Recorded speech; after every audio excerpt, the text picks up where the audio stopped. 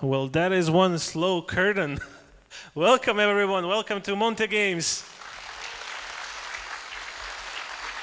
Can we make it move any faster? Thank you all. Thank you all for coming here. Thank you for spreading the love for games. My name is Milos. I'm the founder of Monte Games, and it is my great pleasure to welcome all of you to our home here in Montenegro, where we gather to celebrate the art of games.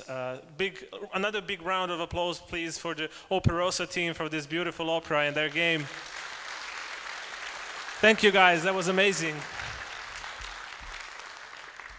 We're going to have a great night of handing out some awards. We're going to have some awesome speakers today and tomorrow, so please stay tuned for tomorrow as well. Join us to celebrate and learn as well.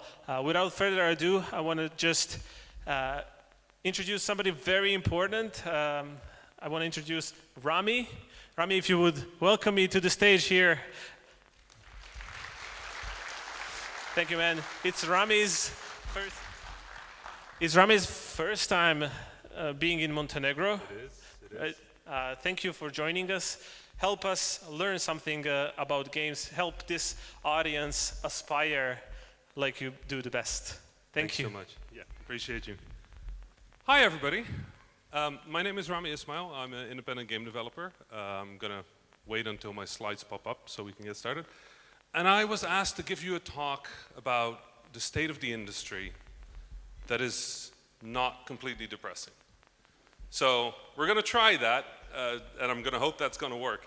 Because, you know, we're in a little bit of a tough spot. Now, I will say, I'm going to explain a little bit about who I am, but before I do, I just want to give a quick disclaimer at the top of the presentation. It's a very simple one, right? So I've been in games for about 15 years, right? I've run an independent studio called Vlaambeer, and a lot of indies have either played my work or heard of my work.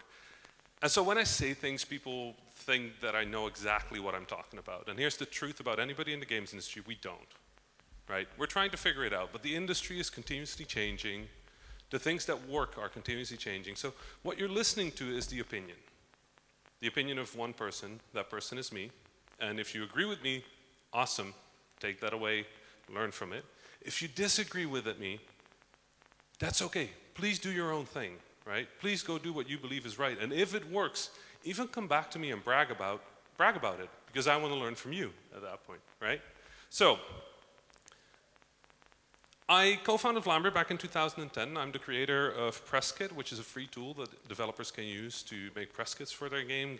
Small studios have used it, but No Man's Sky, other studios have used it. And I run an event called GameDev.world. I work with the government in the Netherlands, where I live, as government representation for the games industry for the Dutch Game Association. I support the IGDA, I support Safe in Our World, Able Gamers Able to Play. I do a lot of things in games, but the thing I love most of what I do is I travel around the world meeting developers where they live and figuring out how I can help them, right? So, today I want to talk about the problem real quick. And there's kind of three major problems in the games industry. Publishers are scared. Funding is scared. Publishers are scared of risk. More scared of risk than ever before. Right? I've been in games for about 15 years, like I said, and I've never seen this level of hesitation to fund a game. And so what you'll hear a lot when you're pitching, if you're an independent developer and you're pitching a game or you're a studio looking for funding, you'll hear this a lot. We need to see a bit more before we can commit. And the point of publishers, to me, the point of funding, is to take risk away from you, right? So if you're running a studio and you're trying to make a game, you're trying to get money, yes, you could take a loan. Yes, you could fund it through a loan from your friends, from your family. You can get a loan at a bank. You can get a mortgage. You can get any of those things. I don't think that's funding, right? I think the point of funding is somebody else takes the risk. And so when the game fails, they lose their money, not you. So this is an important thing, because the whole point of publishers is that they take risks. And if they're not taking risks anymore, then what value are they adding to the ecosystem, right? And so I think one thing to be really careful for, if you're an independent developer right now, is just to watch for the situation where publishers like your game, but actually kind of want you to spend more time on it. So say, oh yeah, this looks nice, but you know, come back to us in 6 months. Or even worse, they might tell you, oh, we like this, but what if the main character was a monkey? And I hear a lot of developers that then call me and say, okay, but what if we make the main character a monkey and we then go back to them? Will they then fund us? No, they won't, right? Because if a publisher or an investor or anybody wanted to fund you, they'll fund you and then they'll give you feedback. If they're giving you feedback before they're funding you, that's just them saying no in a very polite way, right? So this idea of you getting so focused on a single deal that you listen to what they say, and please don't do that. Protect your own business. Protect your own studio. Protect your own people. Protect your own team. Because the publisher on the other side, they're doing the same thing, right? Now the second problem is funding is really hard to get, but even with funding, the quality bar of independent games, of mobile games, every type of game right now continues to go up. And that means that a small, interesting niche game that normally would have been not that expensive now can be $500,000, $1 million, or even multiple millions of dollars, right? And so that's a really hard place to be. People's expectations are higher than ever, despite funding being harder and harder than ever. And so as you go through your development, you'll notice that you run out of money. Unless you're very lucky, you will probably start running out of money. And it makes you take worse deals, right? And so one of the things I really want to sort of like emphasize as we go through this talk is like, don't put yourself in that situation. And then the final problem is that audience is hard. Reaching an audience is hard. And a lot of publishers, a lot of investors will try and take your audience away from you. So just an easy example. How many of you here play indie games occasionally? Just like a few of you? Awesome, awesome, amazing. Who published, let's pick a hit game. Who published Cult of the Lamb? Who published Cult of the Lamb? Devolver Digital. Who developed Cult of the Lamb?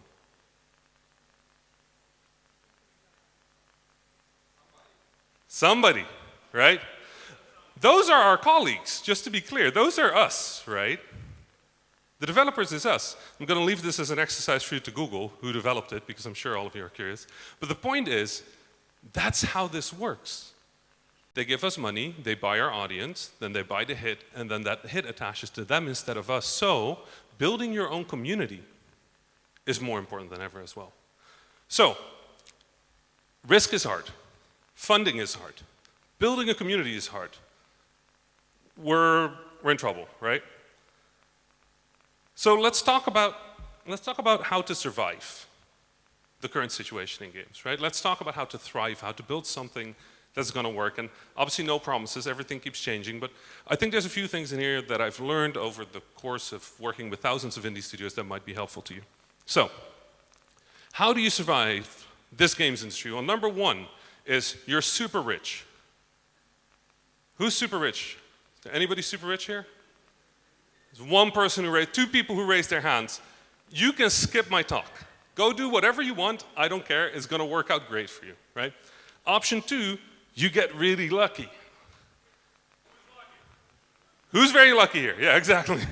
Amazing, love that. So for all of you, go talk to the people who just raised their hands that said they were rich, right? And take their money. That's option two, okay? Option three is do everything right. And by do everything right, I mean amazing game, great pitch, flawless development, no delays, you go viral. You're not launching at the same day of Grand Theft Auto 6, or in my case, I just announced a game the day before Silk Song came out. That didn't go very well. It went okay, but like, was rough. I can't focus on all of these because I have very little time, but I want to focus on amazing game for a moment, right? Because we're all game developers, we all have game ideas, we all have things we want to build. But how do you pick that game that might work, right? Out of the thousands of developers, out of all of you here, how do you pick the game that is going to work in the end? And so how do you pick the game? Well, this is easy. Don't worry about the business part yet. What do you think should exist? Which game is out there not being made that you want to make, right? What makes you excited? Because game development is hard, it's difficult, it's tiring. You will wake up with days where you go, I don't want to get behind this computer, I'm just tired. I've been working on this bug, and even though I've been working on it for 3 weeks, it is now worse than where it was when I started, right? Or I'm refactoring this code to make it more efficient, and somehow it runs worse. Or you know, the artist said, I'm going to change this one item, this one asset, and now they say, well, all the other assets are worse, so I want to do all of them. Whatever it is, you will have days where you really don't want to wake up. And I can tell you, if you didn't pick a game that you love, it's going to be much harder. Now, the thing I want to warn you for, though, is please don't just pick a game because it's unique. Unique doesn't mean anything. It really doesn't matter, right? Because when you think of it, if I go and try to get funding for a game and I go to one of the rich people and I punch them, that's a very unique way of pitching. Never happened before, but it's not good. Just that nobody else did it doesn't mean that that's a good idea. Maybe nobody else did it because it's a terrible idea. So unique is not good enough, right? And after you pick it, you dig into it. You rip its heart out, you look at it, you see what's special about it, and then you build the game around that, right? You don't just go and it's like, oh my God, I'm excited about this, let's build this. No, get excited about something, start to build it, figure out what is working about it. Why are you so excited about it? What makes you so excited? And build that, right? Don't build the thing you're excited, build the thing that'll work in the thing that you're excited about. And very often, a lot of the best games that are coming out right now, if you ask the developers, hey, why did you pick this art style? They'll say, I can't do art. So I just did whatever I could. Or certain games, and they go like, well, so how did you program this? And they're like, I barely know how to program. I just used what tools I had available and sort of like smashed it together. Like, don't worry about your weaknesses as a studio. Try to figure out, as a person, as a team, how can I use my weaknesses in my favor? How can I make something out of this that is us, right? Instead of just trying to replicate studios that try to do everything right. We're not competing with Blizzard or EA or any of that. We can't. So, in your pre-production, we try to do a number of things. We go prototype, playtest, slice, pitch. Now, about all four I have a problem, or I have a tip. The first one is, most people, when they say prototype, they don't mean prototype. When I say prototype, I mean build the fastest, I saw kids in the room, so I'm not going to curse, the fastest, the easiest, the cheapest way of building a thing. Prototype is 2 days, not 6 weeks, not 6 months. Prototype is, I want to see it tomorrow. We know this, because when we go to an artist, we don't go to them and say, hey, I want a sketch of this room, and then wait for 3 weeks and get a fully painted picture. When we say we want a sketch, I want the artist to sit down and go, so kind of like that, right? And then I'll go, no, well, a little more here, you know, a little more drama, and then they go, okay, so more like this, and they'll draw on the same piece of paper. That's prototyping. We're wasting as little time as possible to see if it's actually worth doing. Because usually, most ideas are not. Most game ideas are bad ideas. We start building them, and then because we spend 6 months, we keep building them. Because now it's worse to let go of it. That's terrible decision making. You're not making decisions, you're getting stuck in your own mistakes. Prototype fast, prototype dirty. Tell your programmer, or if you are a programmer, that you're going to delete every line of code when we're done with prototyping. And why do we do that? Because otherwise, programmers can't help themselves but to write good code. I don't need good code, I need bad code. I need fast code. I want to run this, I want to play this tomorrow code. And why do I want that? Because I want to start playtesting. I wanted to give it to somebody who's not me. I want to give it to you, or you, or you, or anybody who doesn't like me yet. Because I want to hear their opinion. And then I want to figure out how we're going to build this. And then I want to get money. And this whole thing, that's no more than 6 months. If you're spending more than 6 months on getting to that last black dot over there, you're taking too long. Because the answer almost certainly is no. The answer on funding almost certainly is no. So, yes, when you prototype, it doesn't have to be perfect yet. It just has to be interesting, right? So if you put the prototype in front of somebody and they will talk to you for 5 minutes while playing it, we good. If they will play it and give you ideas on how the game could be better, we good. If they would just play with it and they're laughing, they're smiling, they're crying, they're yelling at their friends, we good. It doesn't have to be perfect, and especially if you're in your second game, if you've launched a game and it was good, you will make this mistake. You will start prototyping, you go like, well, it's not as good as this previous one. Of course it's not as good as our previous one. The previous one is a finished game. This is a 4-day prototype. It won't be as good as it. So allow it to be not perfect. Just look for whether it's interesting. Okay? And one thing I want to point out is if you're on the side of the publishers, and I know there's a few publisher people in the room here, don't think you're that special, right? So if you're a team run by an artist, right? If your creative director is an artist, you're probably doing something RPG, visual novel, maybe in that corner, right? Narrative, pretty, beautiful. You're focusing on the world and the characters. Why? Because an artist is running it. That's what they care about. Now there's exceptions, absolutely, but generally, that's true. Programmer, deck builder, roguelike, maybe strategy game. Why? Because systemic thinkers, right? You're looking at a designer, well, you're going to look in all the design heavy. So that's not special. That's not the unique thing. Just you going like, oh, I like this. Fine, that's great. That's good for you. Good for you.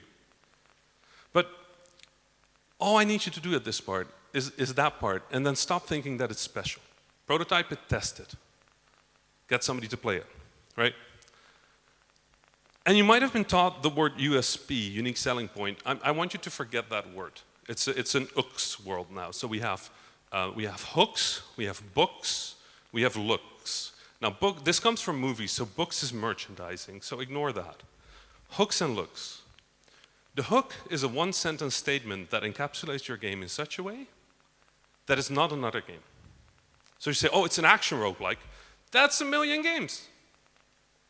If I go to Steam and I type action roguelike, Steam will crash with how many games are coming up. It is infinite titles, so I can't find your game with that, right? And looks means that if I see your game, say your game goes in a trader showcase, it goes to Jeff Keighley's show, and I see it, and then 3 months later I see it again in the GDC show or Summer Game Show. If I go, oh yeah, that game, then your art director nailed it. If I look at the game and I go like, I don't know what this is, then you failed. Your game should look such a way that it is your game and just your game. And that can be small changes. It can be small changes to the style. But how many successful games of the past period of time do you know that you couldn't recognize from a screenshot?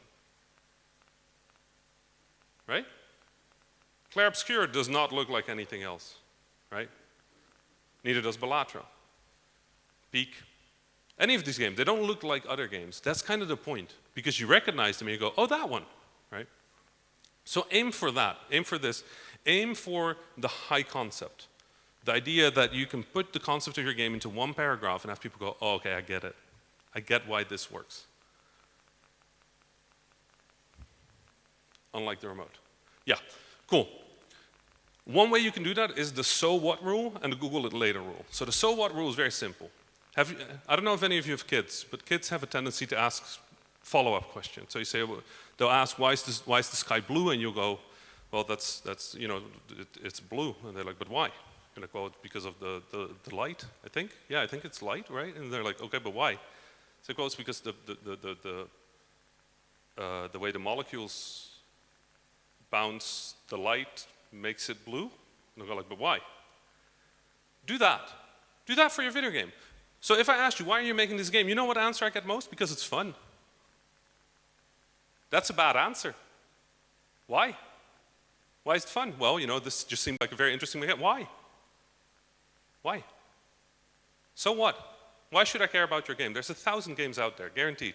So what? Right? Every slide on your pitch deck, don't answer what is the art style. Answer, what is the art style, so what?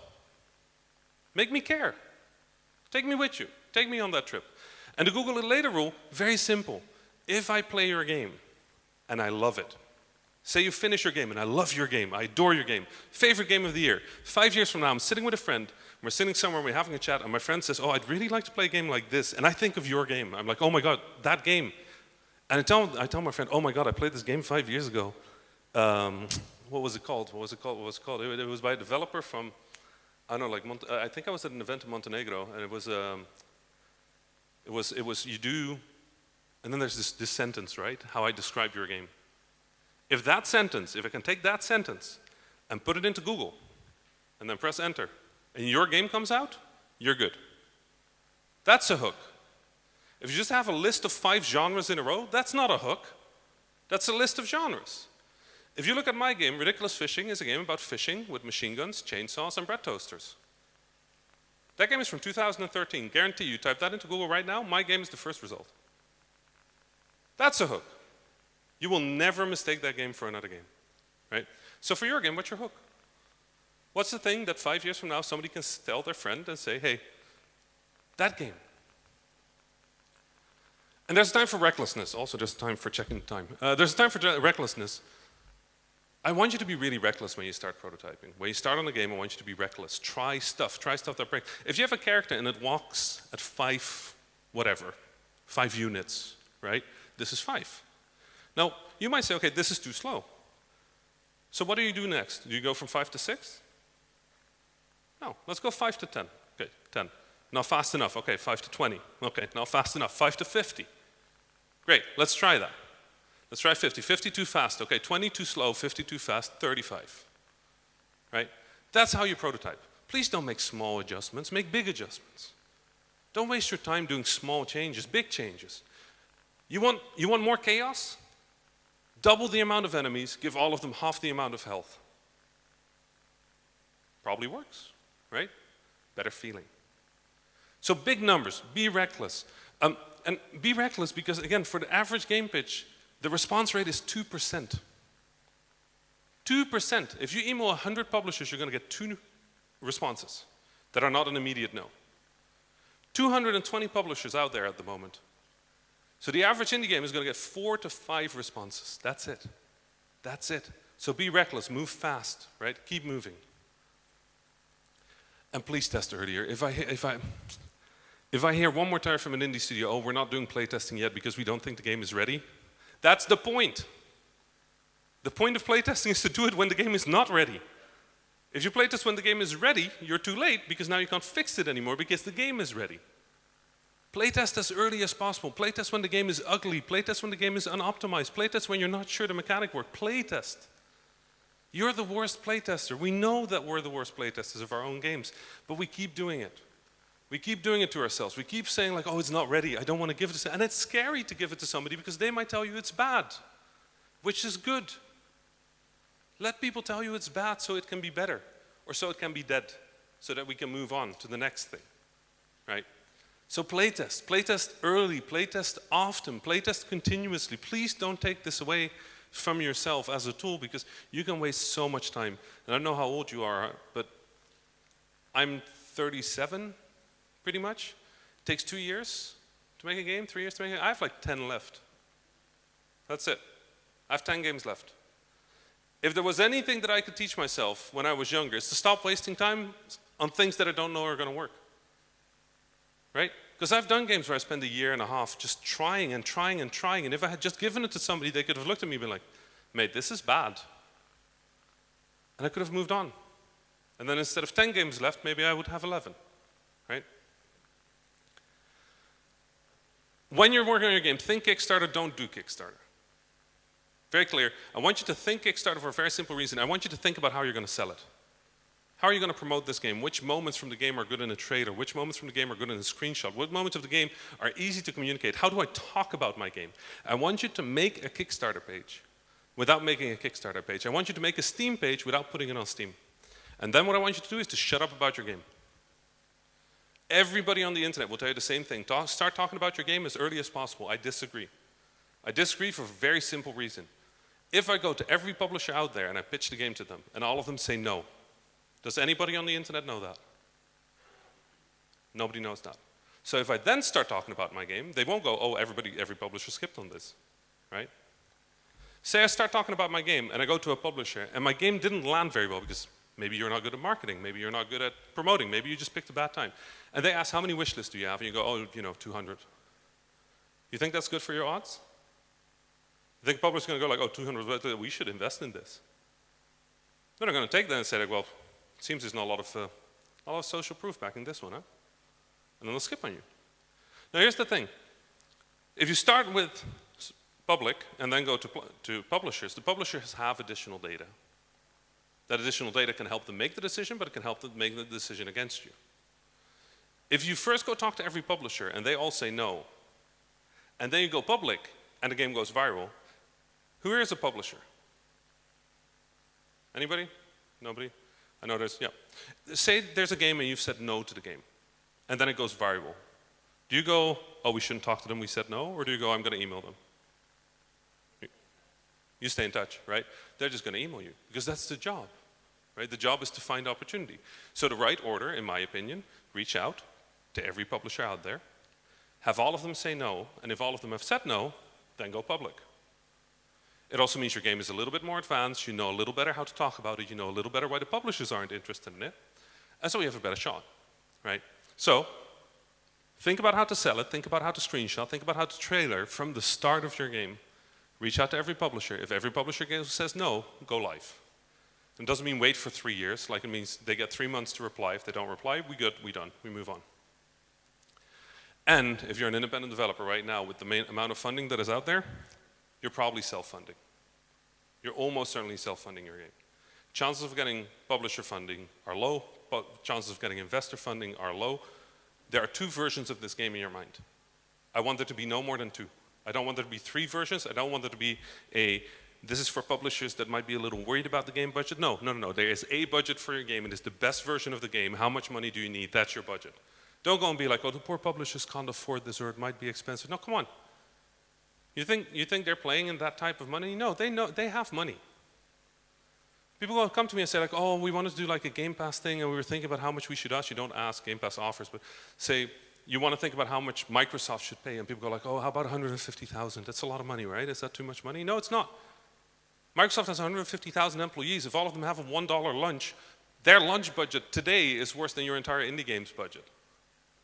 It's not a lot of money. Whatever amount of money you think is a lot of money, it's not a lot of money, right? There's always more. But when you budget your game, budget that version. Don't budget the safe version. Don't budget the low version. Don't budget the I'm not paying myself a salary version. Because when you get that money, you're in trouble because now you have too little money to make the best version of your game. And so you'll make a worse game. And finally, last one, I think, because I don't have my slides here, but last one, your game is worth $0. And when you pitch your game, you're not pitching a game.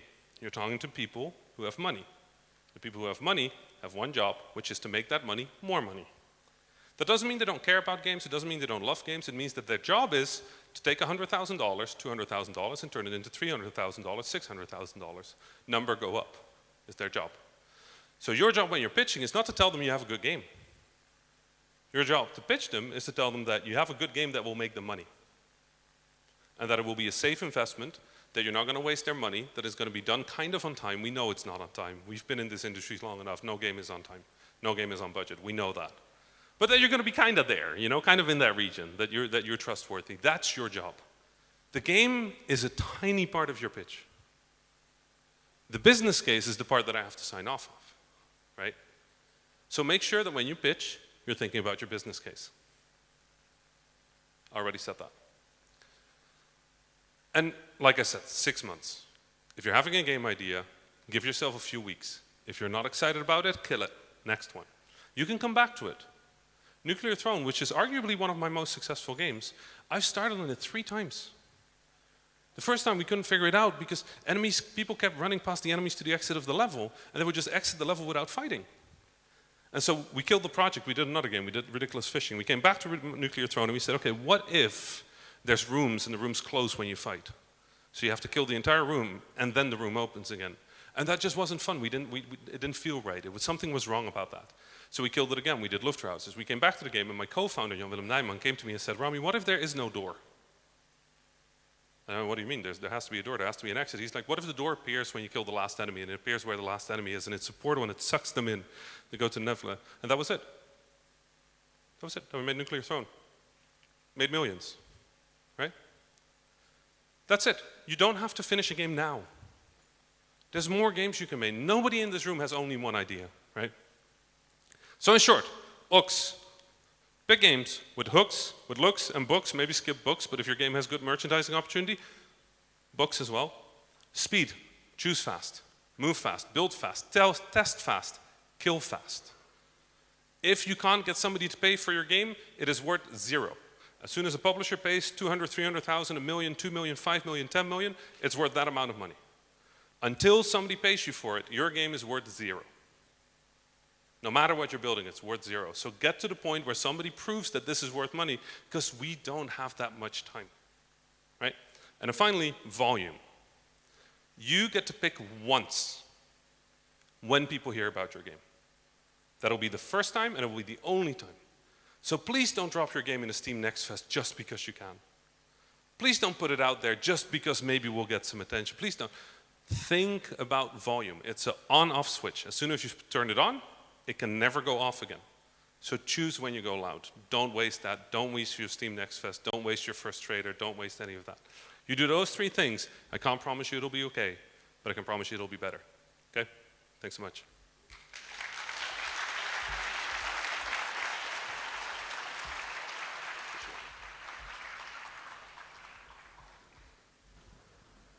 Thank you, Rami. People often think about where great games come from.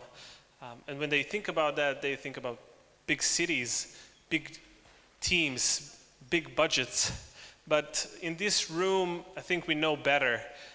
We know that the stubborn talent that lives between this sea, our fields and mountains has something unique to offer to the world. We all, I think, in this room come from regions very limited in resources, and we are so used to create something out of nothing. And in this pursuit, we've made games that are enjoyed by millions around the world. And tonight, I want you to help me celebrate the dreamers, the creators, the storytellers from our region on the Yugo Game Awards, and help me welcome Anna to the stage to hand out the first Yugo Games Award for the Best Art Direction.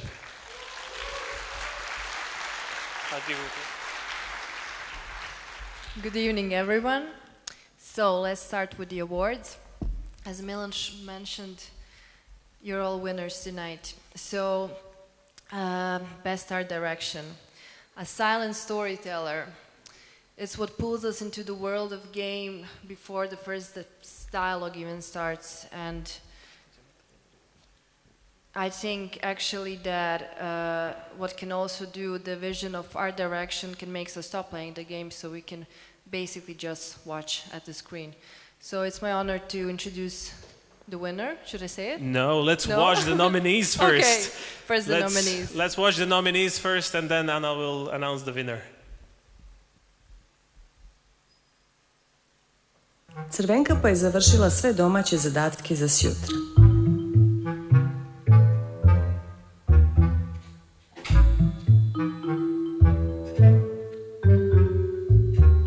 Baš kad je sjela da vidi šta ima novo na internetu, dobila je poziv od bake.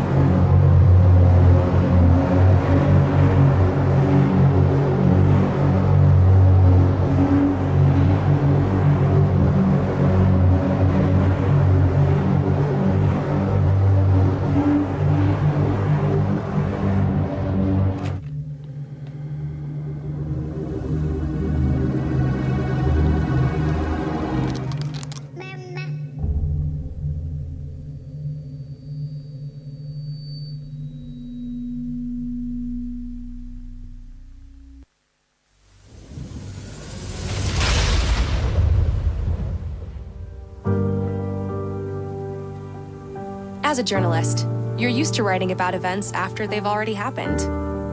You conduct interviews, do research, and work really long hours to connect the dots. We found a message from my dad. Come on, Elroy. It's your destiny.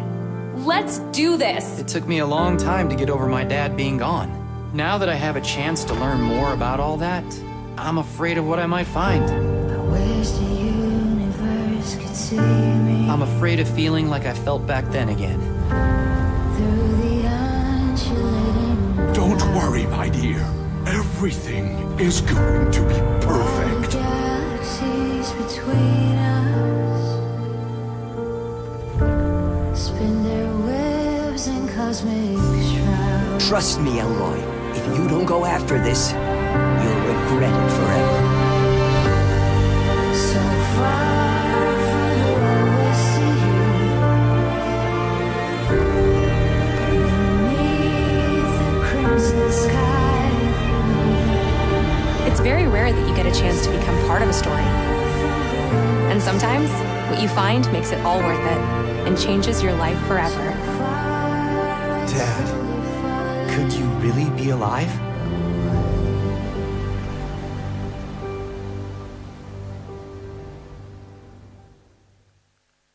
And you are all alone. Are you not, Annie?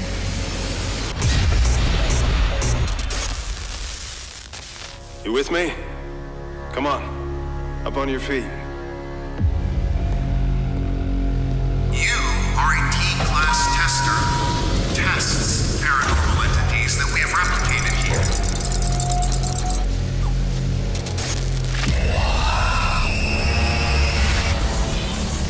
You have got to be kidding me. I know this place. We are at the heart of the spiral where worms lie.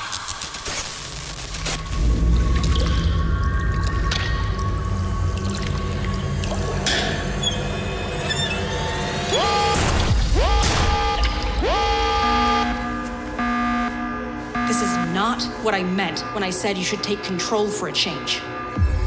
Each turn you took has led you to this exact point at this exact time. And here we are now. You can't do it by yourself. Come home, Annie.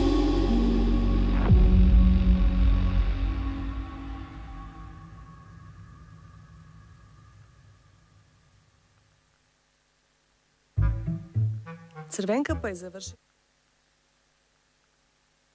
Are you ready? Yes. Do we have some drum Are you roll? ready, guys, to hear who the winner is?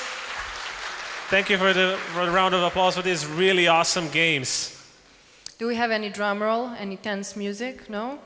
That's it? Maybe the audience can help us. Yeah? And the winner is Go Home Annie.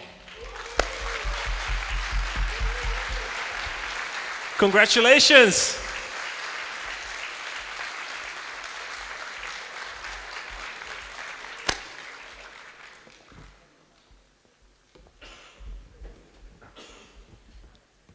We need to seat you closer next time. Congrats. Thank you so much.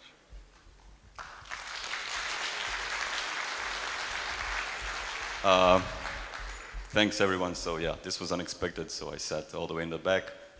I want to thank my whole team, without which there would be no Go Home Annie. And I also want to thank my publishers, without whose money there would be no Go Home Annie. And that's about it, yeah. Thank you so much for the award.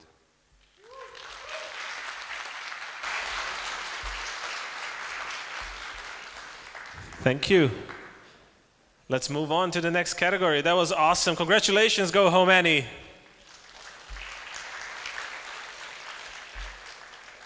This next category, very close to my heart. I've been watching game shows my whole life and game award shows.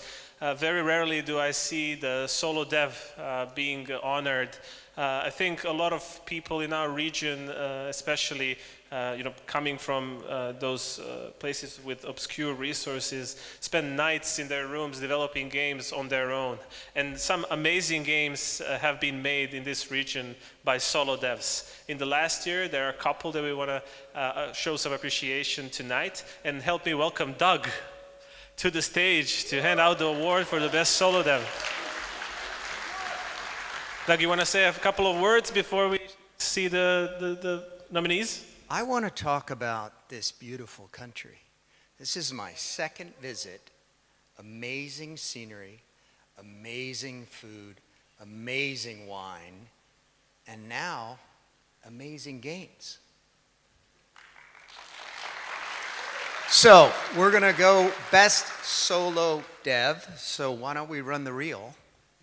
Let's run the reel. And we'll get excited.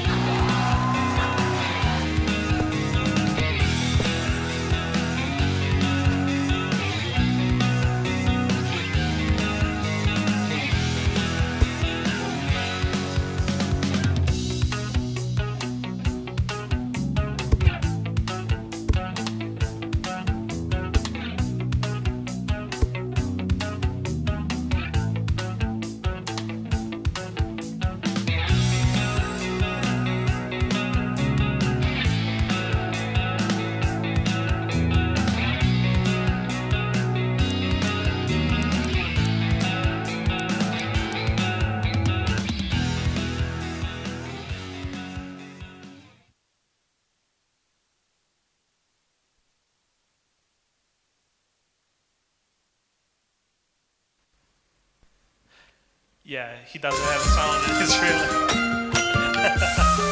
It's cool. Doug, are you ready? I'm ready. ready. Have another roll? I'm ready. Are you all ready? Because this is really heavy and it's made of pure silver. Shout out to Misho for actually modeling this award. Fantastic. So the winner for the solo dev this year, clap, clap. Come down and where are you, man? Prize.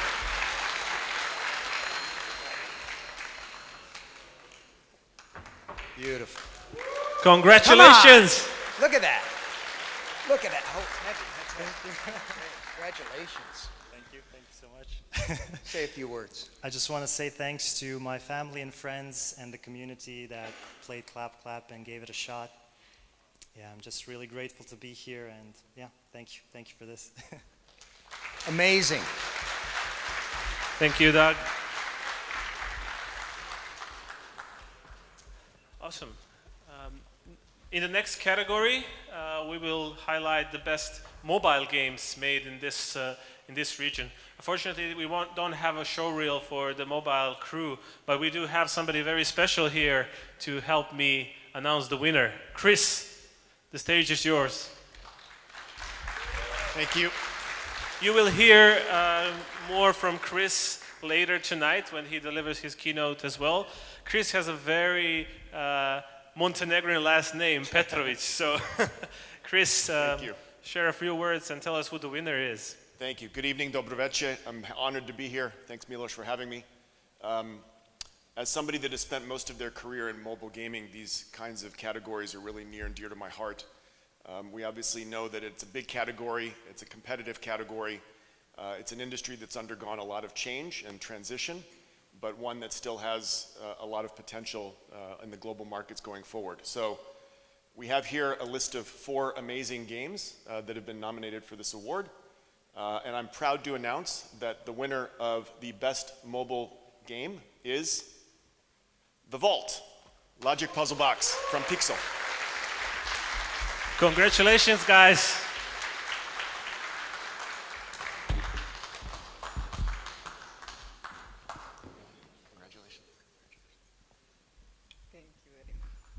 Thank you. Thank you very much. We are really honored. This award belongs to our amazing team in Niš, who poured their heart into making the best mobile experience possible. And thank you to the Yugo Game Awards for shining a light on the talent right here in the Balkans, because they are amazing. Thank you very much. Congratulations. Thank you, guys. Oh, I'm right here. Thank you. We're going to take a little break, enjoy some music. Don't leave the venue. We have 2 very important categories to be awarded right after some beautiful music from some of the games I personally enjoy very much. And thank you, Anna, once again for the arrangement, and thank you guys for being here.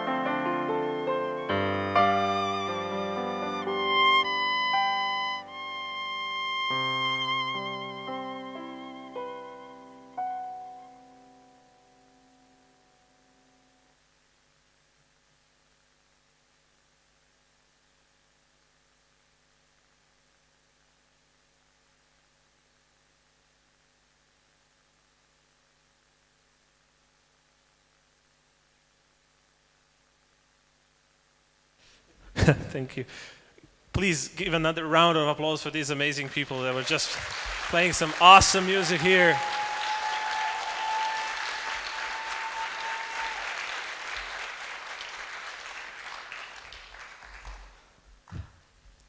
In the next category, we will celebrate the future of this region. We will celebrate games that are upcoming, the best upcoming game in the next year. Please help me welcome on stage the person to hand out this award, one of the beacons of Montenegrin gaming industry, the developer behind Bleed Fate Forsaken, Misho.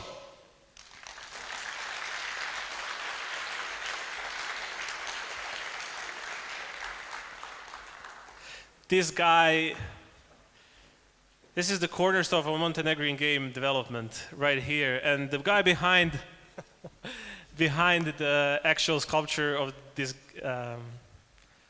the awards. This guy. The awards, yeah. So, Misho, say a couple of words about us. Absolutely. It's a pleasure and honor to be here. I was here last year as well. It's lovely to see this beautiful community flourishing and more faces here. I'm noticing some people who were in the game jam last week as well. Hats off. Congratulations once again. Really nice to see also actually our team as well, which has grown since last time we've spoken here. I'm this time accompanied literally by our new developers in our team, so I'm definitely very optimistic with the way things are looking, and I love that I get a chance to give back in some kind of way to the community. These kinds of events are wonderful. We have awards this year, which I think is a lovely step in the right direction. So without further ado, let us look at the nominees. The trailer reel. You are not the hero.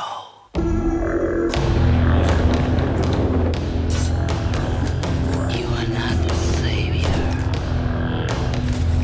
You are but a lamb dressed in steel, running to its slaughter willingly. Come now, little lamb. The blade is warm. Come now, little lamb.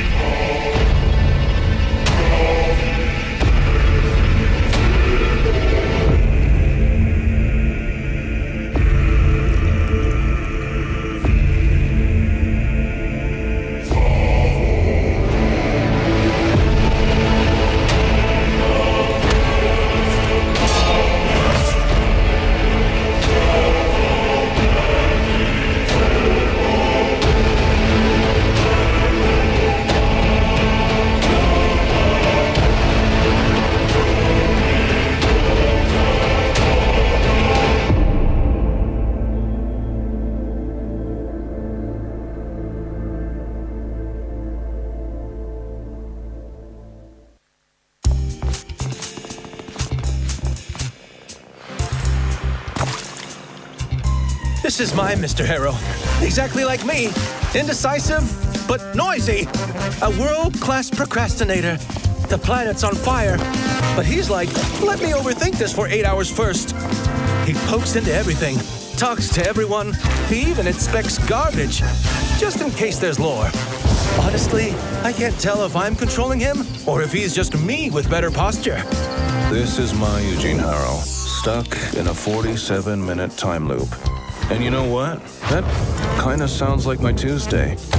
He doesn't move much, but he listens to weird late-night docs, to people who don't know they're saying something that matters. Some trees will keep growing toward the sun, even after being struck by lightning. Good for them. He needs some therapy, but maybe saving the universe, then documentaries. This is my badass Harrow. He says what I wish I could say. He punches vending machines, tells people off, doesn't second guess, just goes. He's not unkind. He's just done pretending to be okay. Me? I'd apologize to a chair for bumping into it. But this guy, he flips off the sky, and when it explodes, he doesn't flinch. They broke your time. Go get him, bro. Your Mr. Harrow will be available November 11th, 2025. Ha! This is an announcement from the Star Miner Corporation. Seize this opportunity to join our mining team in search of the greatest riches that deep space has to offer. With our state-of-the-art technology, you'll be at the forefront of space exploration, harvesting precious metals and endless riches as far as the eye can see, engaging in the most lucrative of trading opportunities. And we assure you, this is all perfectly safe.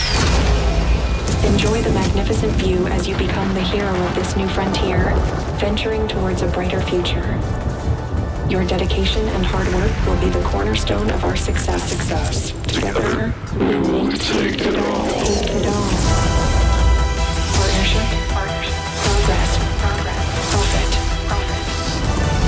Join up today. The universe awaits. Starminer, wish list now.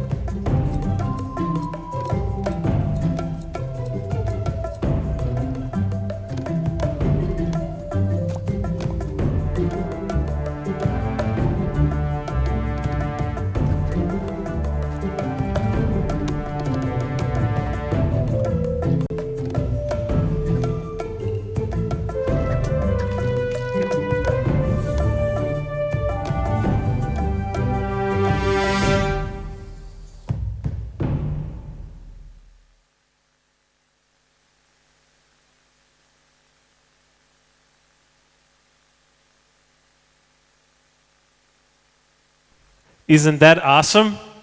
Doesn't that give you some hope for the region, huh? Absolutely. I was just talking about how optimistic I am generally, and I mean, I had a chance to actually see some of these trailers up until now, and they still haven't gotten old, so it's lovely to see this on a bigger screen, honestly, than ever, actually. Yes. Are we going to see your game here next year? We should, actually, yeah. We'll probably be seeing our studio's game at some point. Hopefully we make the nominees. We'll see. I'll try not to have any influence on you. Awesome. Let's have a drum roll for the most anticipated game. Or an applause. I'll take an applause. Thank you very much. So the most anticipated game is Rue Valley. I don't know where people are coming from. All the way in the back. All the way up there. All the way in the back. Take your time, don't trip.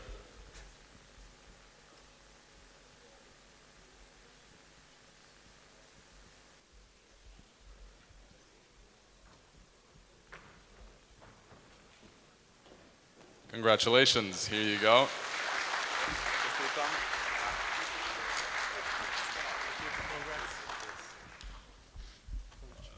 Well, I mean, you have one more month, so I hope you enjoyed the game. So I was not ready for this, so thanks. I mean, that's all.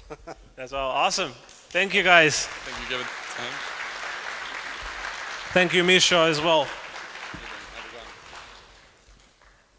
And the final category, the best game of the year. I just want to say how proud I am for the people who helped pull this event.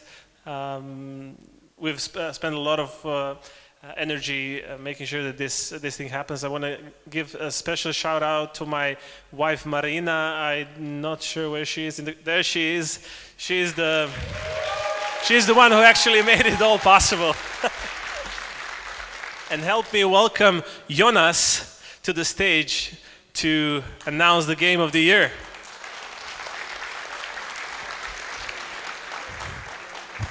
Slowly becoming my favorite Montenegrin. Couple of words, maybe. Yes, thank you.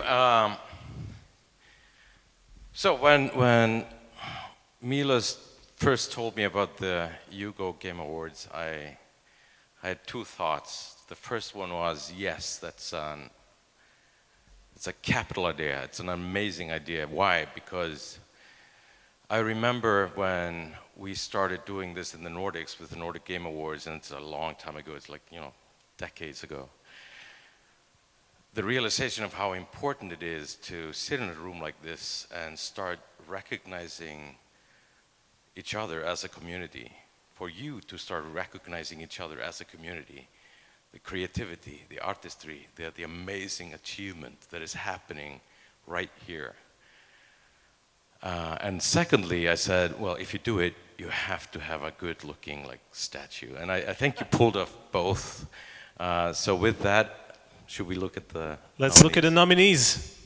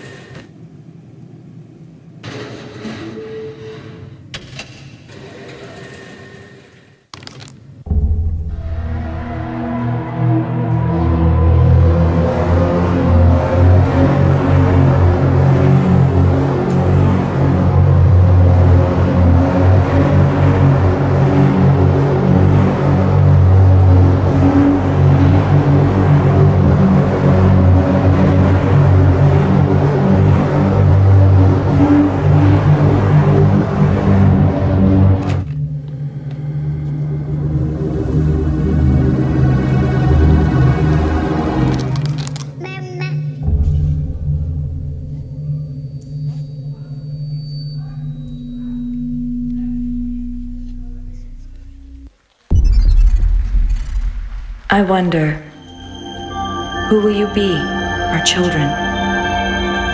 Will you love us for having created you? Will the world you build be like ours, or so different that today we cannot even imagine it? Step into the light, child. Is there anything that we associate more closely with intelligence than curiosity? Our mythologies are full of riddles and mysteries and divine knowledge. My child, you may go freely to all the worlds of my garden. But if the tower tempts you,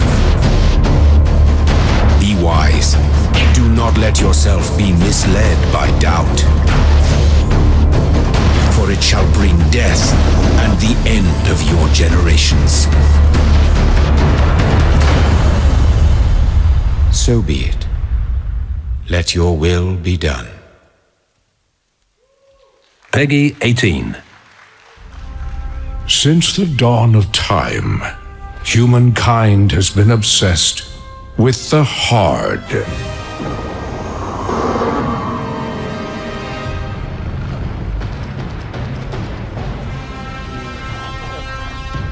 Now, a glorious morning has dawned on something that's simply harder. Scum. Big hit alike. Witness this apogee, no fantasy. Big hit alike. Mix up pure alchemy, lethality. Big hit alike. Big hit alike. Yeah, big hit alike. Your hard just got harder. Hit alike.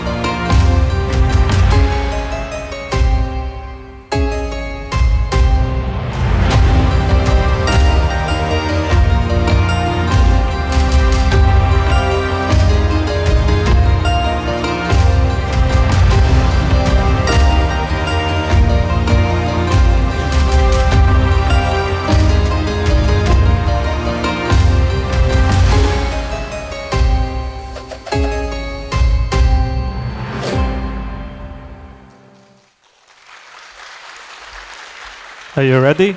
Yes, all right. So, before I announce the winner, how about a big round of applause for the amazing creativity, the amazing games that we've seen showcased here tonight.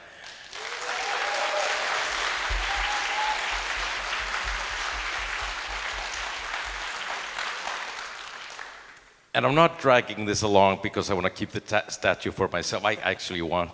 Can I get one? Is that? We will have to see. Thank At you. the party in the museum after the awards. So, all right. The first ever Game of the Year is a game that I personally love. I wish I would have signed. The King is Watching.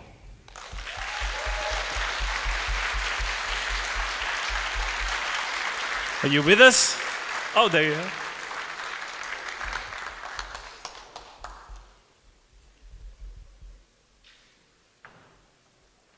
Congratulations.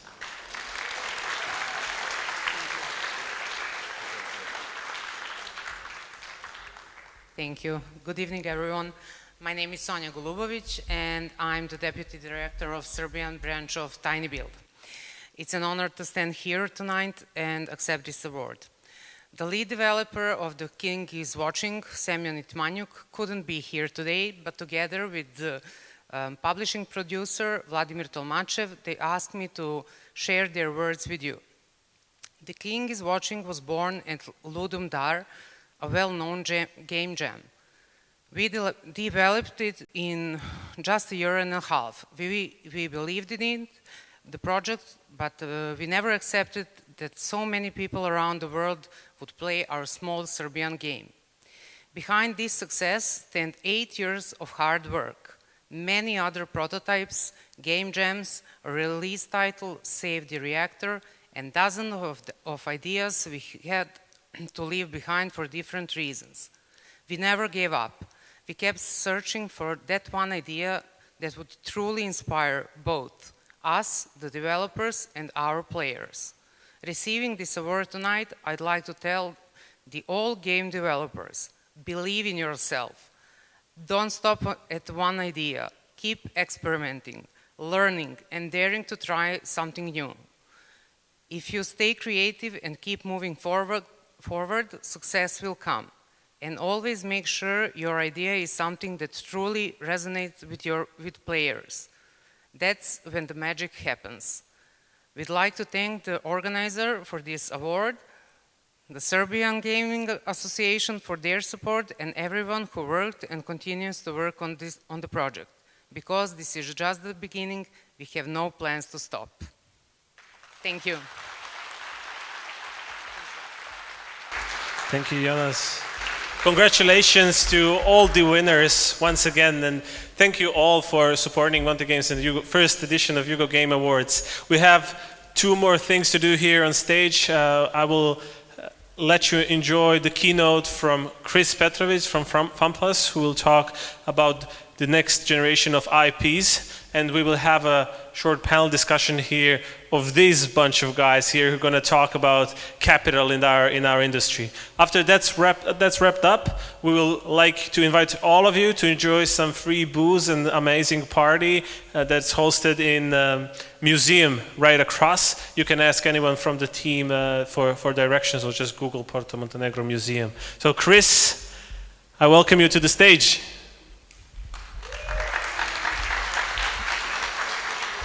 Thank you, thank you. Good to be back on here. I know that there's only a few things standing between you and the drinks, so we will be quick. I think this is the latest I've ever given a talk in my life. I wanted to start with a question for all of us, and I'm also going to end with this question because I want us to challenge ourselves as a group and as a community to really think about this answer. It goes without saying that I don't think that there is one answer to this question. And what I'm going to do is share with you my perspective of one potential path that our industry can take. And it's actually where I'm focusing all of my efforts with my current company on and have been for many, many years. So just quickly, a little bit about me. A lot of flags up there. As Milos said earlier, I have really great roots here in the Balkans, and I'm always happy to be here. I wish my language was better, but I'm constantly working on it. I've had the privilege of working at a lot of great companies with a lot of great brands, and also have had involvement in a lot of great games. And throughout my history of working in our industry and working across many games, the importance of the IP to me is second to none. There's always this saying about content is king, and I continue to believe that even as we change and evolve as an industry with business models, with distribution, with where users are spending their time. Intellectual property, or IP, also just creating great content for users to consume and have joy in is, to me, the best thing that we can do for ourselves. A little bit about our company. So we've been around for 15 years. We started making Facebook games and doing that by creating original stories and original IP. We sold that part of the business in 2016 and pivoted to mobile, where we've been doing most of our work up until now. And when I joined the company 5 years ago, we embarked on a mission to evolve the focus of our company beyond platforms, beyond genres, and really just thinking about what is it in the future that our players and our consumers will want. So we have been focusing on creating a number of different initiatives within the company, all around developing IP and also thinking about how we can make our games available across more than just one device. So 5 years ago when I joined the company, I worked with our CEO to come up with a vision statement that would take the company forward. And for every one of our close to 2,000 employees around the world, we gave them this plaque. And the reason why it's in English and Chinese, because most of our employees are actually based in China. Even though we have offices throughout Europe, we have obviously Switzerland, we have Barcelona, we have Lisbon, but most of our employees have historically been in China. But despite that cultural difference, despite the language difference, we're aligned on one vision, which is to be one of the top 3 interactive entertainment companies in the world. And what's interesting about that is that you don't see the word games appearing anywhere in that statement, and that's on purpose, because we are constantly trying to challenge our employees, our teammates, to think beyond the game. And we firmly believe, and this is at the essence of what it is that drives our vision statement, we firmly believe that our industry, that one of you, will create the next Marvel or Star Wars of the future. And you don't have to just take my word for it. There's a lot of data out there that shows the way in which our industry is evolving, the way in which the preferences of the players are evolving, where they're spending their time, where they're spending their money, and all of that points to this becoming a reality.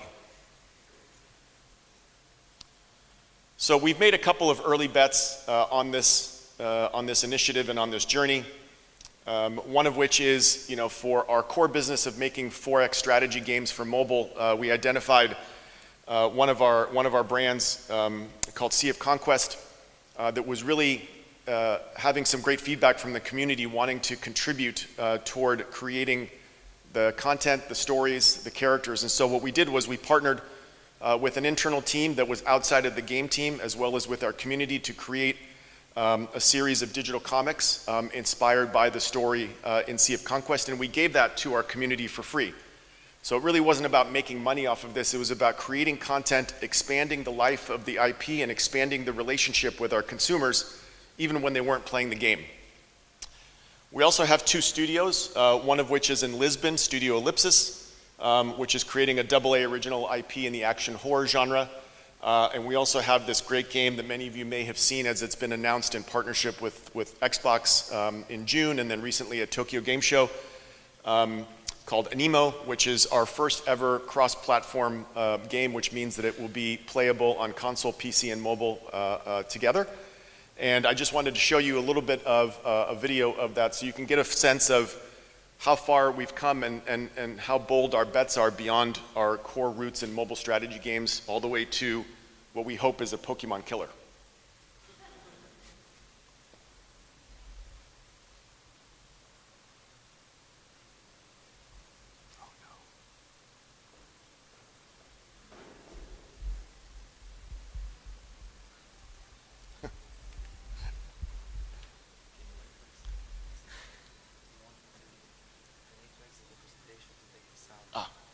Sorry, we're having technical issues. Sorry, my fault. So we'll exit this real quick so we can give you the sound, because without it, it's not as fun.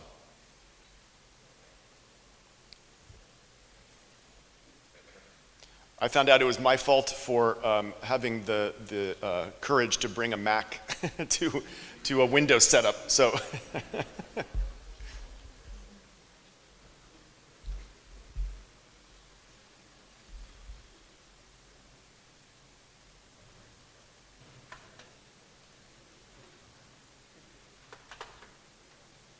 If it's too much trouble, we can skip it.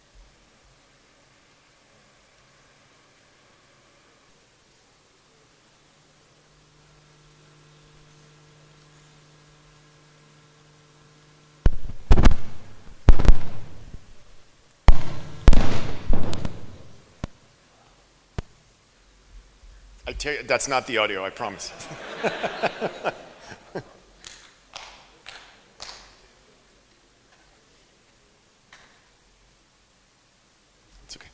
All right. Well, it looks like we're not going to be able to play the video with the audio, so needless to say, pretty cute stuff. We're really excited about it. I encourage you all to look it up online. Just type in Anemo and you'll see all the fun stuff. So we'll move forward. But I think this is just more an example of the evolution of what it means to bring a game to market in order to increase the level of success. This is the first project where we challenged our team that instead of bringing to the leadership team an idea for a game, that we asked them to bring to us an idea for a world.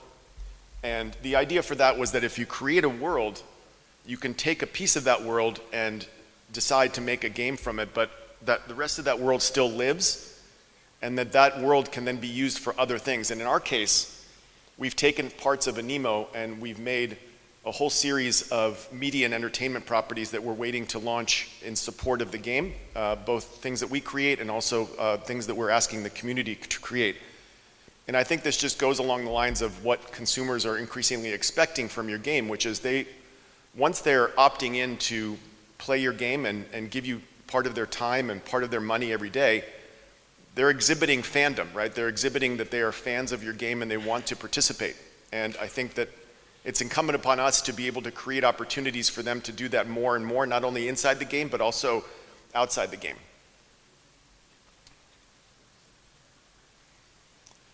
So, I've been studying a lot about the history of entertainment and how games has played a role. And I think if we go back to before any of us were born, but also in recent modern history, we remember that print media was the primary form of entertainment. Obviously Marvel started in comics, Lord of the Rings started in books, and then over time, over a really long period of time, games would come out as kind of the last resort of monetizing that IP. But slowly as the digital age came on board and we started experiencing early games on handhelds and on console, the timeline between the original property and games was shortened because there was now a dedicated way to create a digital product that could be in the hands of users beyond what they were already experiencing. Obviously, we know today that in the world of entertainment, games as a business is larger than movies, music, and TV put together. And so now it occupies its own primary space. And from games, we've seen a lot of other forms of media and entertainment evolve. So in the course of 80 years, the script of what is most important in our media industry has changed completely, from games being at the bottom to games being at the top. The similarity that's happened over these last 80 years is that there has been usually a long period of time between when you see the first expression of something, in this case a game, and when it comes out in its next form of entertainment, whether it's a film or TV show, whether it's merchandise or print media. But obviously the data here is undeniable in terms of how big these opportunities are from a revenue perspective, and the fact that we as an industry are able to create products that generate more revenue in their lifetime than things that cost 10 times more to make and you know, are not as profitable. The version for us tomorrow is that the IP universe is in the middle, and then you start drawing from that IP universe and making all sorts of expressions of that, including games. Now, why is that possible? If you look at this data on the right here, and this is from, I would say this chart is from 4 years ago. So already in the last 5+ years, we've moved from a second position in terms of hours spent by players in this important demographic to first, right? So 18 to 34-year-olds, video games was the second most popular activity by time. 13 to 17-year-olds, obviously driven by things like Roblox and Minecraft, is occupied first position.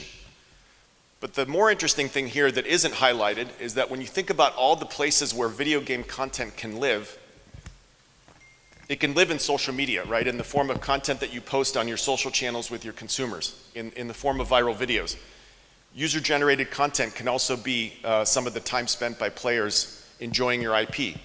If your IP is successful, it can actually become a TV show or a movie, it can become a podcast, it can become a book, a digital comic, anything. This is not nearly as possible for other forms of media and entertainment. I truly believe that games is the only form of entertainment and media that has the ability to populate all of these categories with amazing content. And why is that? It's because...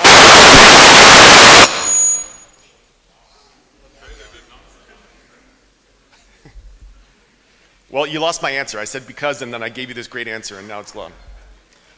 So it's because of the interactive nature of the product, right? We empower our users to be able to move the game forward by virtue of them participating in hitting a keystroke or a controller or tapping on a screen of their phone, whereas other forms of media and entertainment are all lean back and passive. So I think consumers are increasingly expecting to be part of the experience, not just by moving the game forward, but also by contributing to the content, being part of a community, and also expecting for that content to be available elsewhere beyond the game.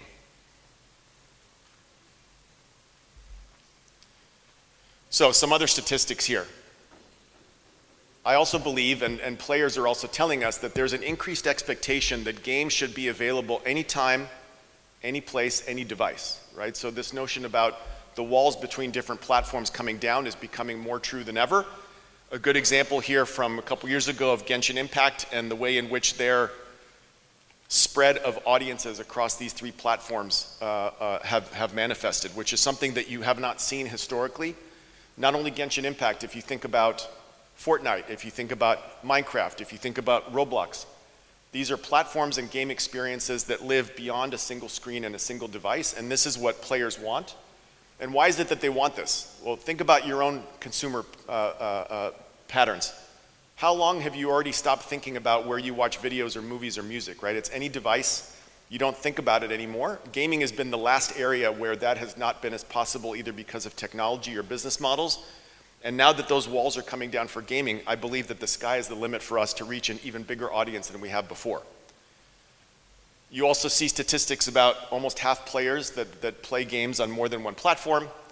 You can see that games with tremendous IP like Assassin's Creed and Resident Evil have started investing more time bringing their games to mobile devices. And we are just living in a different age. And even now with the younger generation of players and what they're doing on Roblox is presenting us with even more opportunities. And the market is also validating our thesis. So it's not just us thinking about it ourselves or talking about it here, but never in the history of film and TV entertainment has so much game IP been invested in order to make new entertainment experiences, right? This is just a small sampling of the IP that is being created by all of these different companies that is, some of which have only almost come out, some of which are in the process of coming out. And there's amazing response by communities worldwide to this. I mean, obviously you see the success of Super Mario.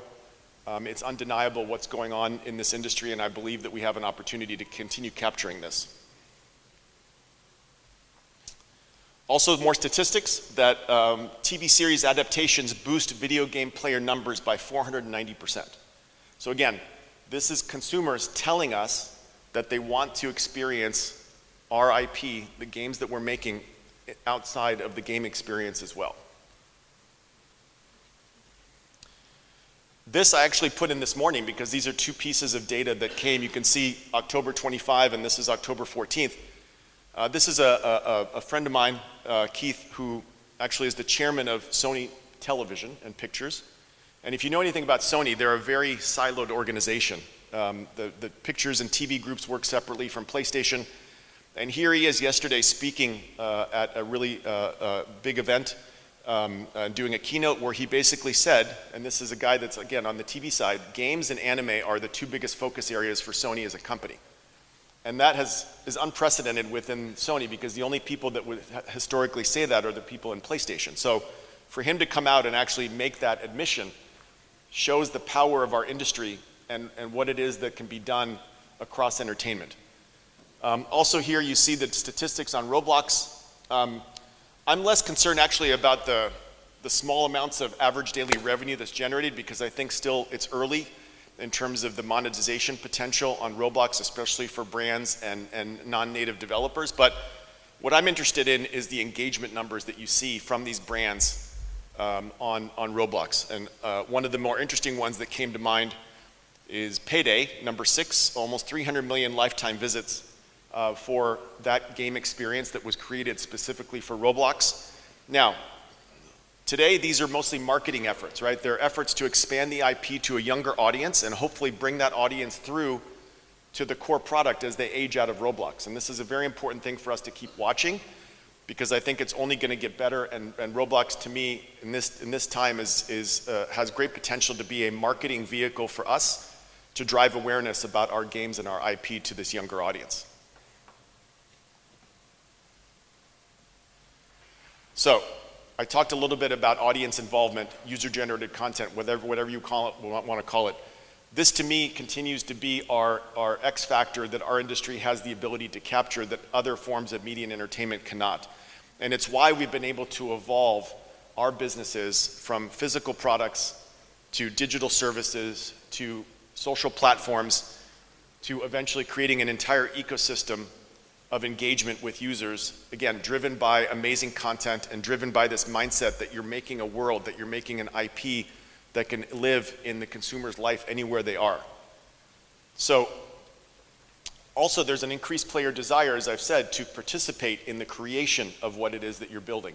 which is not something that's possible in movies or TV or music in the same way that it is in games. So I think for us, we need to really lean into that and figure out how we continue to bring the community into the ecosystem of what it is that we build.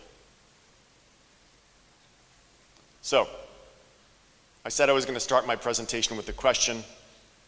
I'm going to end it with a question, perhaps not one for us to answer out loud here, but please something to think about, that what is your prediction for our industry?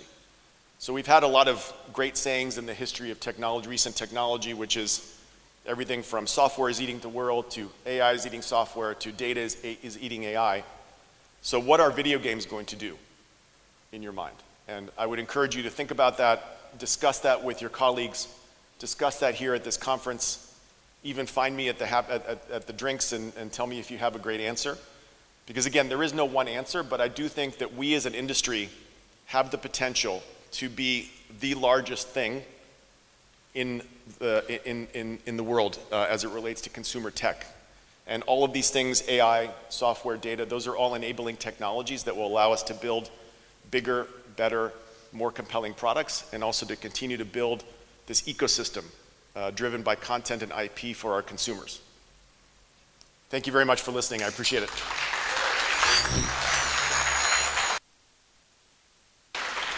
Thank you, Chris. Guys, help me welcome three amazing guys on stage here. Jonas, Doug, Borgen. They're going to talk about capital a bit. And I sent you an email. Just screw the presentation, freestyle it, guys. So we're going to pull up a couple of chairs here for you, and let's talk a little. After this panel, I invite you all to join us at the museum. Look it up at Google Maps, Porto Montenegro Museum, where we're going to have an awesome party. Welcome. We're going to pull up your chairs right now.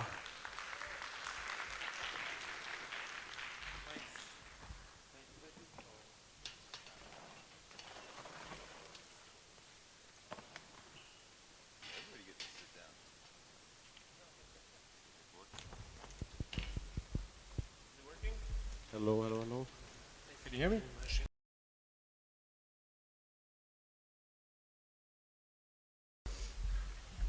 And another one.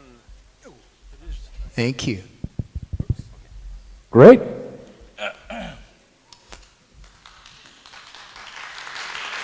Yay.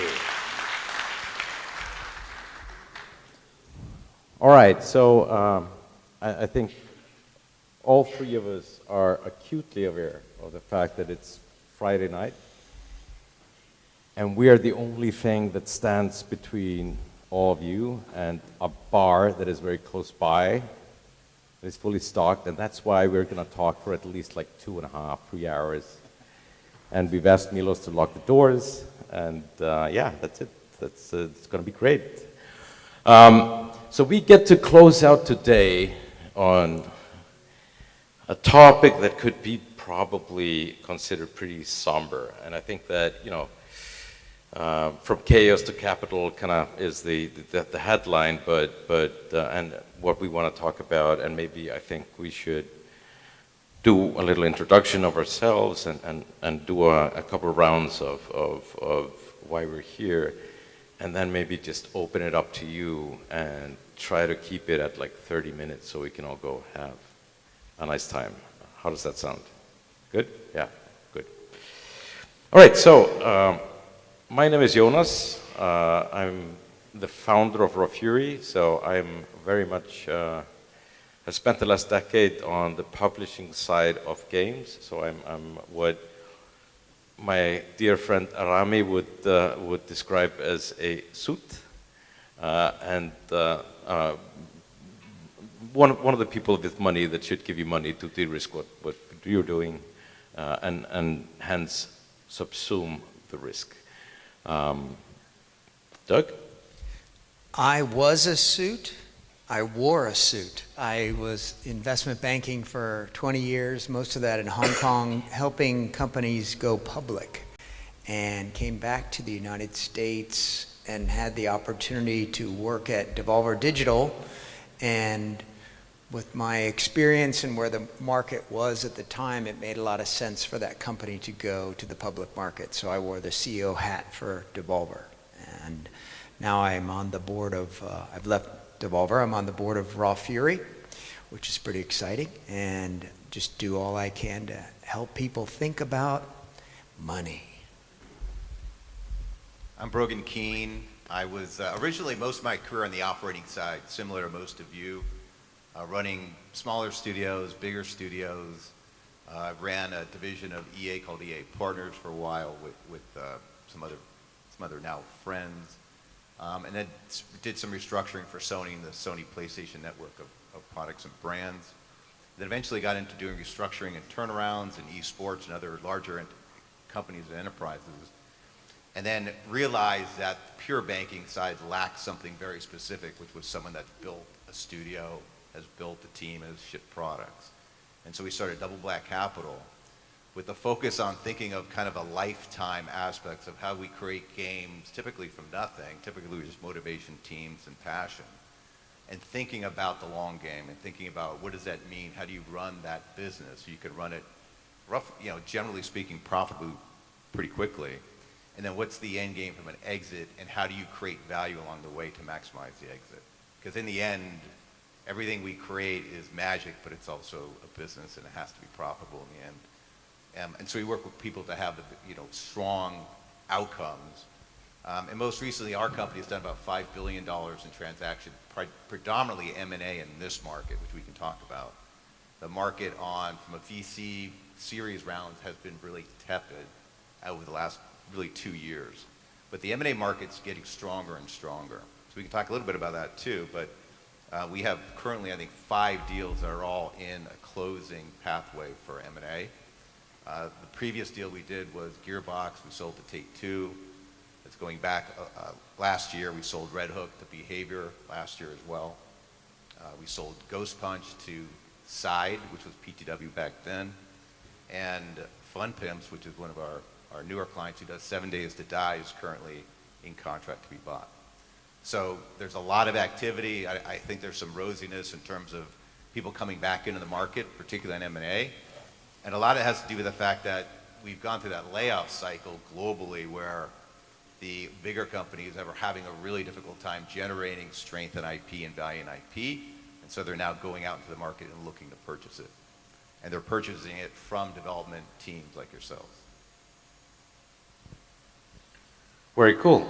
So maybe to kick it off, when I started out a quarter century ago in an area of the world where there was nothing to be had when it came to either this particular industry or funding, which was like a small island in the middle of nowhere called Iceland. So that's where I started my first studio literally 25 years ago.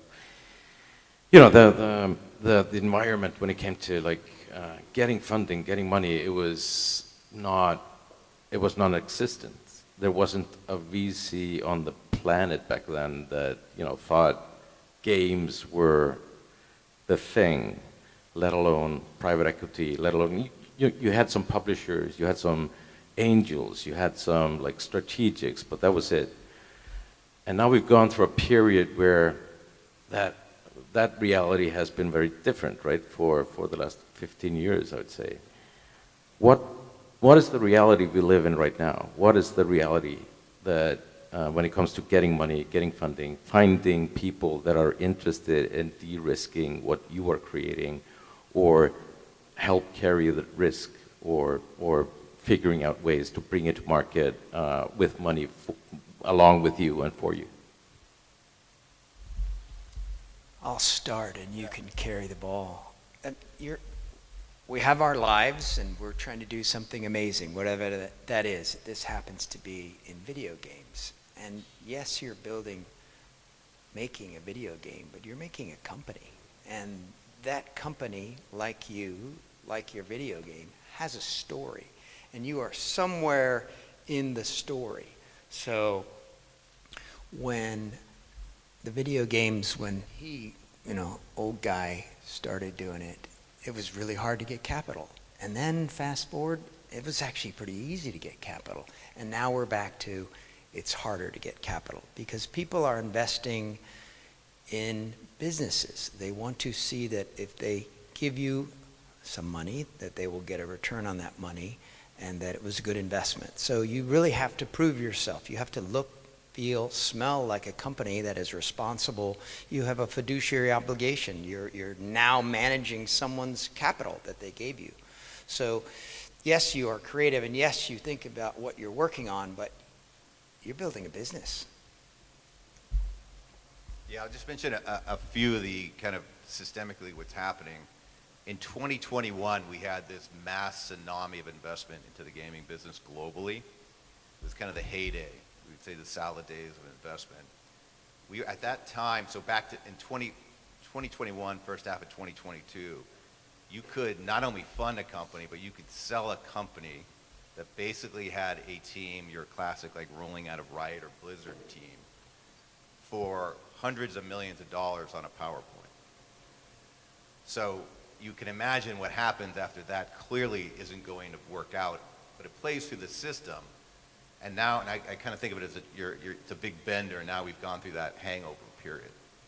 But I do feel like that hangover period is kind of settled. I think the layoffs have kind of settled through. And we continue to see more and more opportunity. As interest rates kind of begin to tick down around the world, you see an immediate flow back into the space. And I think that's a really good thing. It's a really positive thing, especially trying to build bigger games. So I think that's great. The challenge, because we talked about the VC component, so the VCs in gaming that were specific to gaming came in probably about 8 to 10 years ago. The Heroes, the Griffins, kind of all the big games, the big crafts. And the challenge is they invested into that cycle with the prospect of they build prototypes and then a publisher or somebody would come along magically and finish the game. It happened a handful of times, but most of the times it didn't work. So the VCs then had no, what we would call DPI, or they had no distributions back to their investors or limited partners. So because of that, it made it very difficult to raise the next fund because they hadn't shown a return, can't recycle that capital. And so what's happened in gaming is most of the gaming funds are end of life. And so they just don't have much capital to invest. And if they do, it's very small lots. So it's hard to find a VC these days that has $5 to $10 million to invest in a game, let alone 80 million or 100 million, which at one point they were doing. So the VCs are not really a channel now. And then the other challenge is that the VCs are saying maybe the gaming and content space is too risky for us. So we're moving into classically AI and tech, kind of the next shiny penny. So we're seeing a lot of that as well. Then you saw that the tsunami was the publishers kind of shut down the last 2 years too, because it became they were de-risking their own investments and they had their own back catalog and IP that they were investing in because it was safer. But at some point, everybody needs a growth story. And you can't just kind of stay conservative and expect a growth story that's going to be exciting as a narrative to a public market, for example.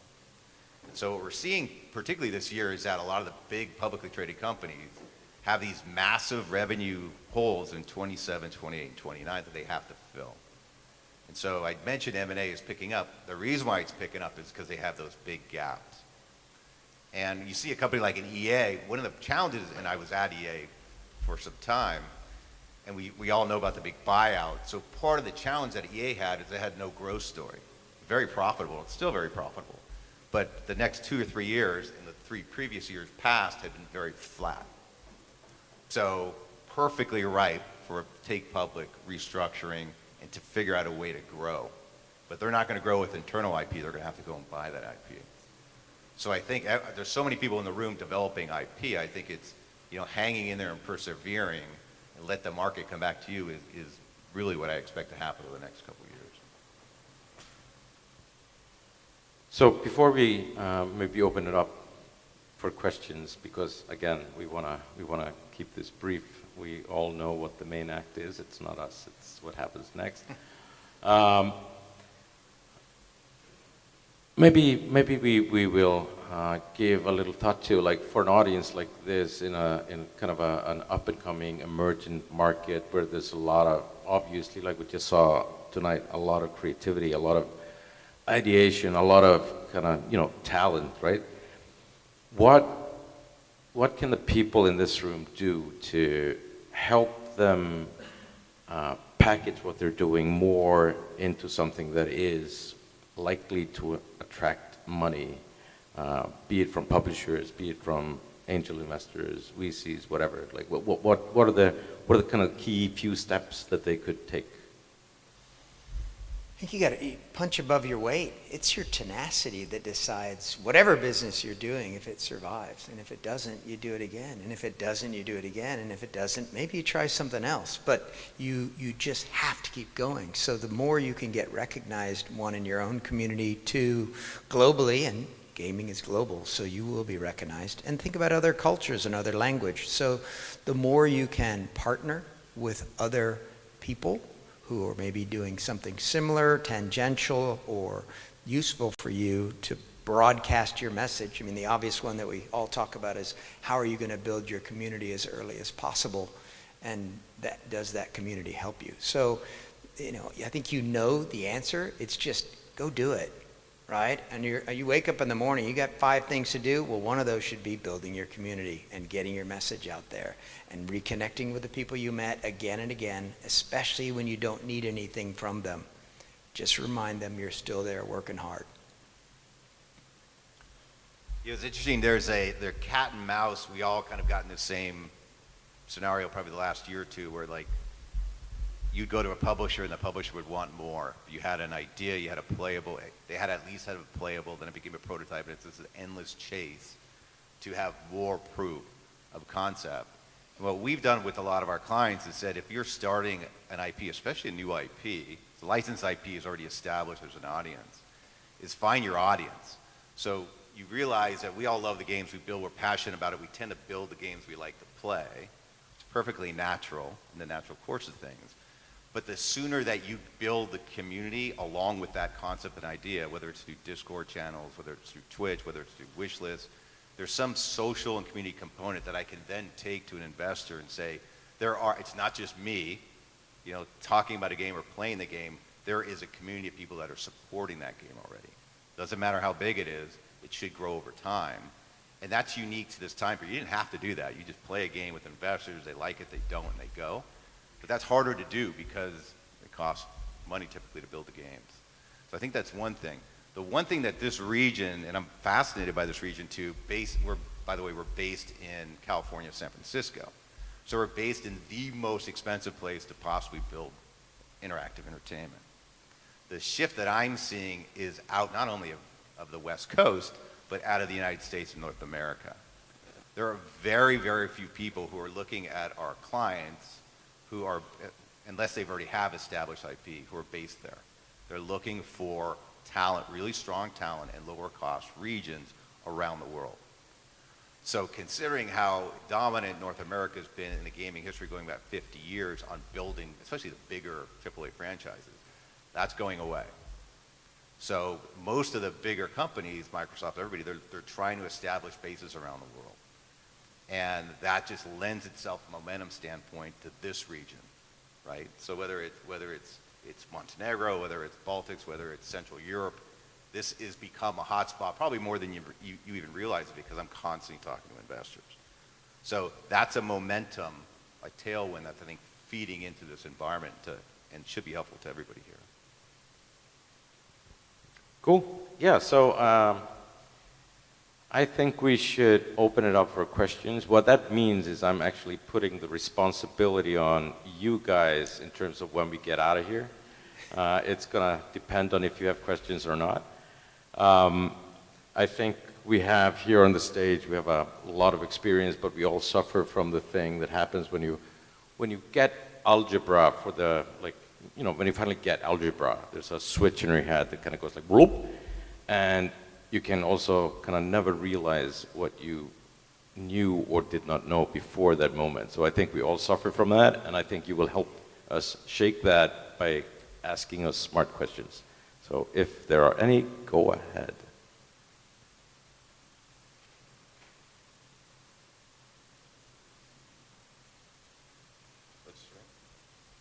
So one in the back there, do we have a mic or something, or is it just shouting over the...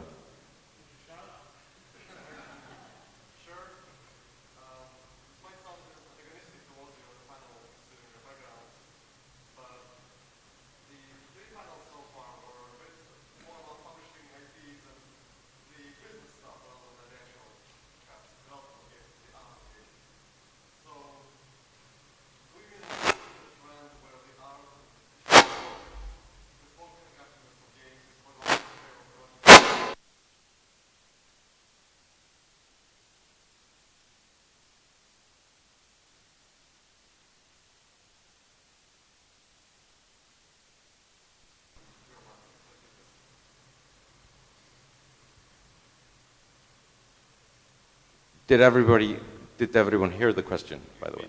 Or okay, so would it be correct of me of paraphrasing basically?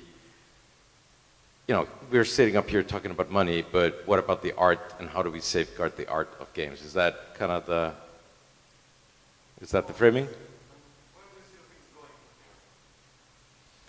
Well, I mean, so it's interesting. Like, you know, I'm sitting here. You know, 10 years ago, I built a publisher, and literally one of the things that publisher stands for is games are art. And you know, I have a deep understanding of that. These two things need to go together. You need money to create, but you cannot lose the art and the artistry and the artists. So you have to figure out a way to kind of survive and make the circle thrive.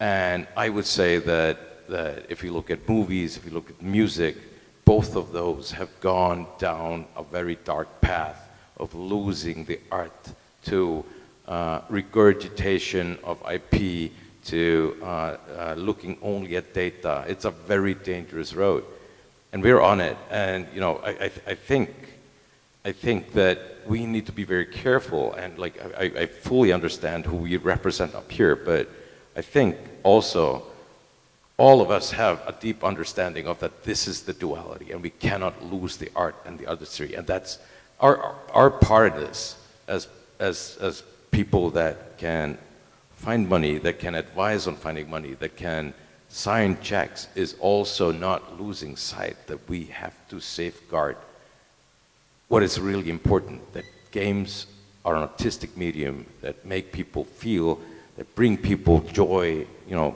tears, scares, whatever. Like, you know, it's a vehicle of emotions, and like, we can't lose that. So I think, thankfully, I think the games industry is full of people on both sides, both the suits and the creators, that understand this acutely. But to your point, we cannot lose sight of that. Would that answer your question? Well, there's also institutional capital, which I think we touched upon and talked around. But then there's private capital, right, which has funded the arts privately since the beginning of time, right? And so every so often you hear a story of someone making a game, and they happen to find a person who believed in them and or their game, and they didn't do it for financial reasons. They actually did it for, I guess, art is part of the answer, but just you know, helping someone who's working very hard to create something amazing. And those people exist. They just don't hang out in one place on a website, sadly, where we can all find them, but they are there. So again, the more you can show people, talk about what you're doing, hopefully we can connect with some of those as well.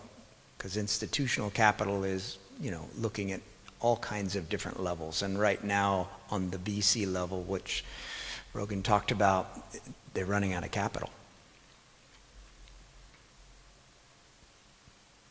Any other question?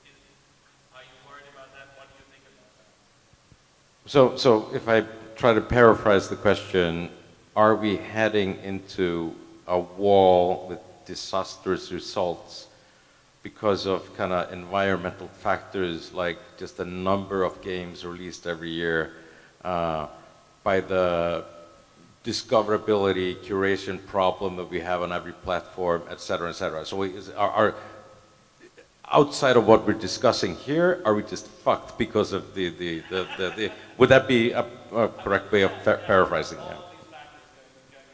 Okay, yeah. Guys? There halfway home. Yeah, I don't think we're headed towards a wall. You're in it, right? I mean, is it going to get worse? Yes, right? And some will survive and some will not, right? And then the models start to tweak, and the capital, which is, there is a lot of money that wants to come into video games. A lot of money. It has no idea how to get in. And it doesn't have the breadth, depth, knowingness to look at a game that is being made and have a view, right? It can only play at later stages. So there is capital there. It just, but what we have changed is, you nailed it, discoverability. And is AI going to make it more difficult to, is it going to confuse us with more games? I struggle when I try and figure out the next game to play, right? There's a lot of games. So I think we're working through all this, right? And the overall pie isn't growing at the speed that it used to. It's kind of flatlined and is growing 2-3% now. So what is the next shift to get that, to go? So, but it will come. It will change, and it will happen really quickly, right? And if you're still in the game, and you've still got it going on, and you have the tenacity and really the staying power, you'll ride along with it. Or we just are in it.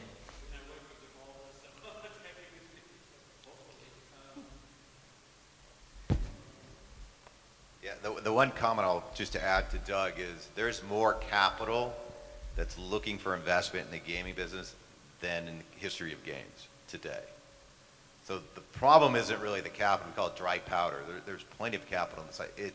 That capital is fearful and it lacks true conviction because the returns from the previous 5 years have been really difficult, really low.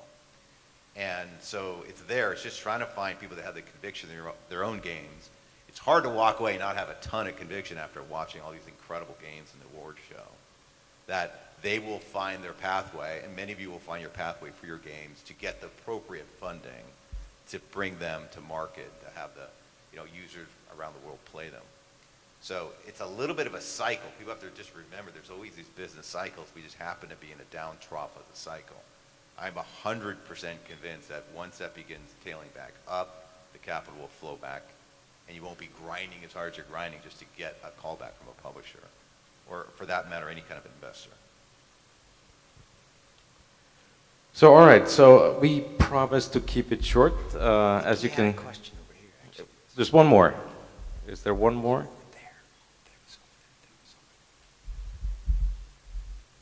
No?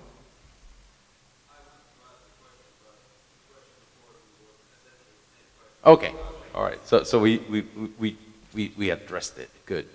All right, yeah. Great, because we promised Milos to keep it short. As you can see, he's already standing there, kind of giving us the evil eye. And by the way, you can find us at the party afterwards anyway, and like either ask us something or kick us or just do whatever. It's fine. We can take it. We're big boys. But I have to say, I'm fortunate enough to live here in Montenegro now. I've been here for a while. This is my second Monte Games. And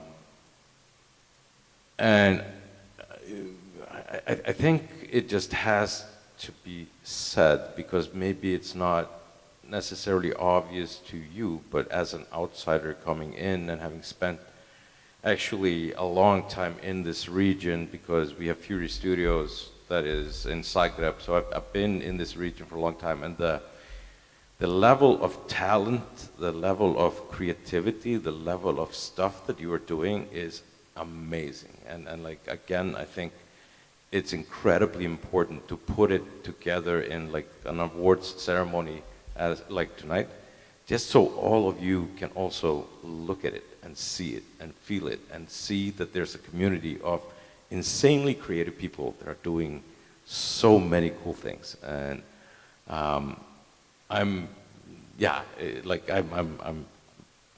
very happy to be here and very happy to be here with all of you. So thank you. Yeah, come find us, but wait till we have a beer in our hand. We're happy to talk.